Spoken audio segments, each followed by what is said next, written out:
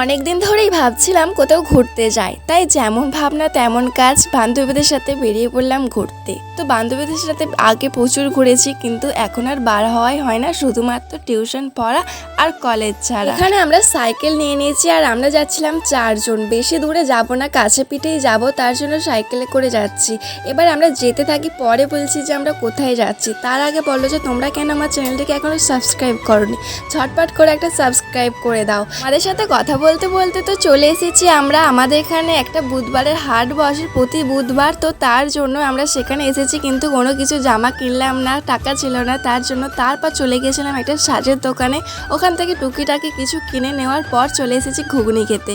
আর তোমাদেরকে একটা কথা বলি, জানো তো আমরা কেন হাটে বিশেষ করে গিয়েছিলাম? এই ঘুগনি খেতে।